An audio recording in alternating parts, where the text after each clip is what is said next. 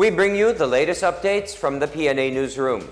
Justice Secretary Jesus Crispin Boying Remulla insists that the International Criminal Court cannot impose its own rule of law on the Philippines to investigate the government's anti-illegal drug campaign.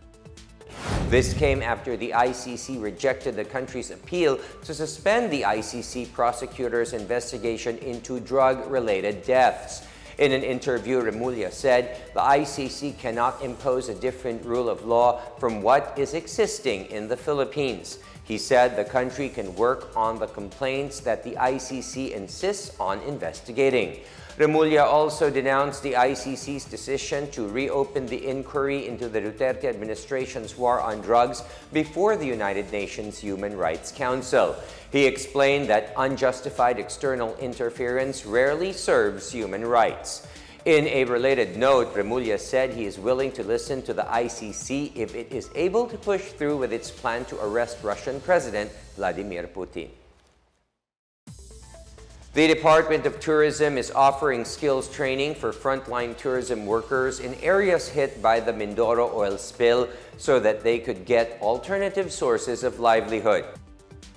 Tourism Secretary Cristina Garcia Frasco said this is to ensure that tourism workers can work elsewhere in case they are unable to continue their present jobs for a few days or weeks. Skills training will be conducted by the DOT's regional offices.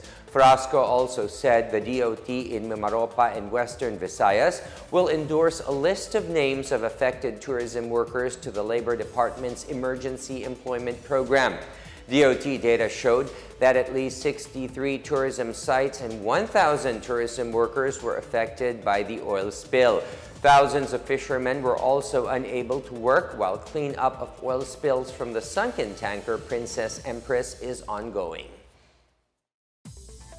Nearly 78,000 police officers across the country are deployed to ensure safe travel for motorists and commuters during the Lenten season and summer months. This is in line with the start of the holy month of Ramadan for Muslims on March 23 and the observance of the Holy Week for Catholics from April 2 to 9.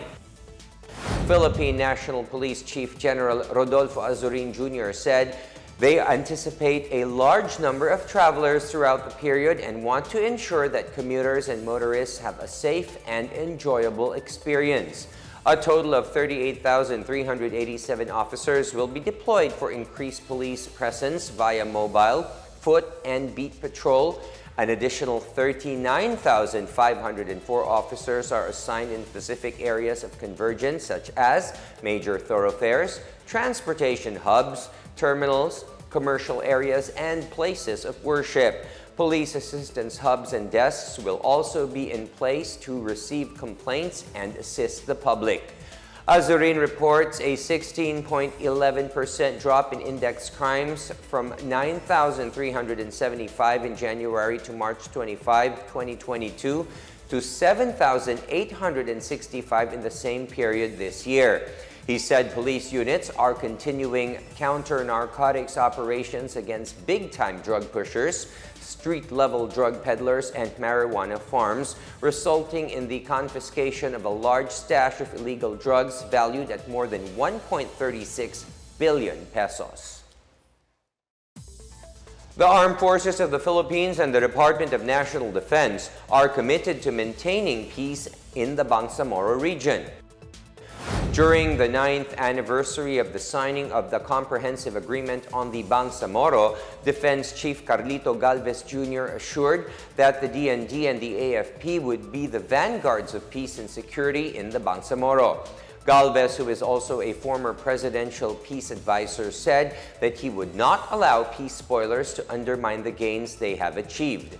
He also emphasized the full support of the DND for the Comprehensive Agreement on the Bangsamoro, ensuring that the dividends of peace and development continue to be felt. On Monday, President Ferdinand R. Marcos Jr. stated that his administration will not back down from its commitment to fully implement the Bangsamoro peace treaties.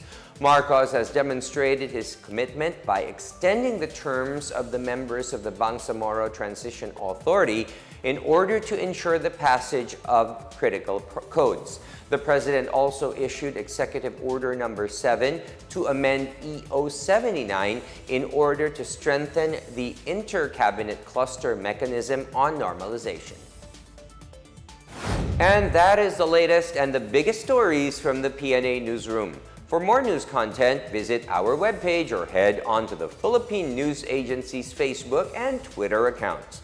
We are also shown on the social media pages of the Presidential Communications Office or PCO. Stay tuned for more news updates. I am William Theo. We tell stories that unite the nation.